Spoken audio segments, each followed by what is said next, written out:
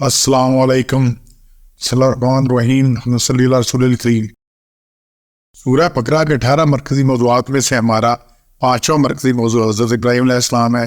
اس کے 7 ضمنی موضوعات ہیں، جس میں سے چوتھا ضمنی موضوع ہے ابراہیم علیہ السلام کا اطمینان قلب کے لیے اللہ سے سوال۔ یہ آیت نمبر 260 میں سے آیت نمبر 260 کو دیکھیے گا، ابراہیم علیہ السلام کا سامنے مرے پرندوں کا زندہ ہونا۔ آیت 260 میں اللہ تعالیٰ نے سورہ بقرہ میں فرمایا ہے کہ یاد کرو کہ ابراہیم نے کہا اے پروردگار میرے دکھلا مجھے کہ تو کیسے زندہ کرے گا مردوں کو۔ تو اللہ نے فرمایا کہ تجھے یقین نہیں ہے؟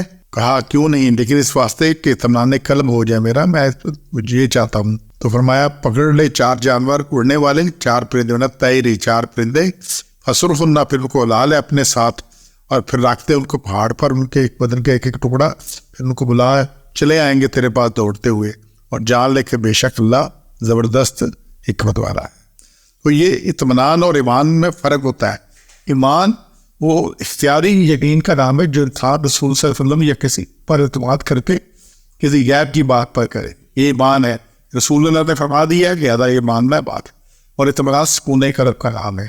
یہاں پہ ابراہیم کا سکون قلب کے لیے ایمان تو ہے کہ اللہ زندہ کرے گا، وہ کیسے کرے گا؟ ایک اطمینان قلب خلش ہوتی ہے کہ کیسے ہوگا، کیا ہوگا۔ تو یہاں پہ پھر ابراہیم نے کیا جواب دیا؟ یہ اطمئن قلبی، میں چاہتا ہوں میرے دل کا اطمینان ہو جائے، دل کو مل جائے، یہ کیسے ہے؟ پھر اللہ نے کیا فرمایا؟ اللہ نے کہا کہ 4 پرندے لے لے۔ تو 4 پرندے آپ نے لیے، روایات میں آتا ہے جی ایک مور تھا، ایک مرغ تھا، ایک کوا تھا، ایک کبوتر تھا، جو بھی 4 تھے۔ تو پھر جیسے اللہ نے فرمایا نا، تو پھر فَرْصُرْهُنَّ عَلَيْكَ، پھر ان کو ہلا لے اپنے ساتھ۔ تو پھر انہوں نے ان کو کچھ عرصہ اپنے ساتھ رکھا، جس سے وہ ان کو پہچاننے لگ پہ، ان کے ہل کے ان کی آواز پہ آنے لگ پڑے، ان کے آواز ان کو پہچان ہوگی۔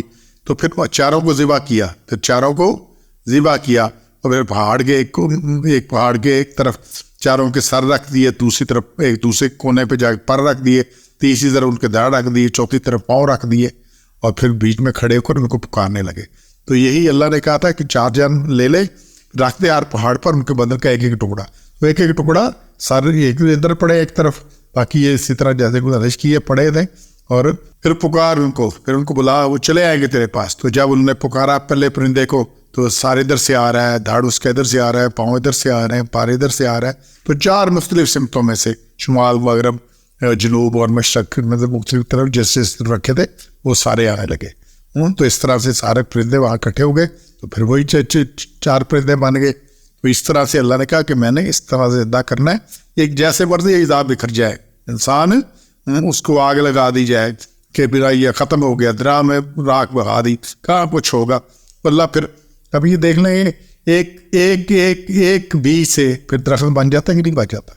ایک کھیرے میں کتنے بیج ہیں، ایک کریلے میں کتنے، تربوز میں، خربوزے، پھر ایک بیج سے پورا ہوتا ہے۔ انسان کا ڈی این اے میں ایک سے ساری پتہ لگ جاتا ہے کیا کچھ ہے انسان کے، ایک ذرے سے پھر انسان، جب انسان پہلی دفعہ پیدا ہوا تھا کہ ایک قطرے کے خغیر سے قطرے کے کتنے ہی اس میں تھے، سپرم اس میں سے اللہ نے پیدا کیا، پھر ایک میں سے اللہ اٹھا دے گا۔ ابھی تو ڈی این اے بھی یہ بتا دیتا ہے کہ ہو جائے گا۔ اللہ نے کہا یہ سارا کچھ اس طرح سے ہو جانا ہے، تو یہ اطمینان قلب کے لیے۔ تو اسی طرح اللہ نے کہا کہ اور جان لے وعلم ان اللہ عزیز حکیم، کہ اللہ زبردست بھی ہے اور حکمت والا بھی ہے۔ اللہ جب چاہے، جس کو چاہے، جتنی دیر چاہے، جب چاہے پیدا کر دے، اس میں اللہ کا کوئی مسئلہ نہیں ہے، اس کو کوئی رکاوٹ نہیں، کوئی کچھ نہیں ہے۔ تو اسی طرح سے اللہ دوبارہ پیدا کرے گا۔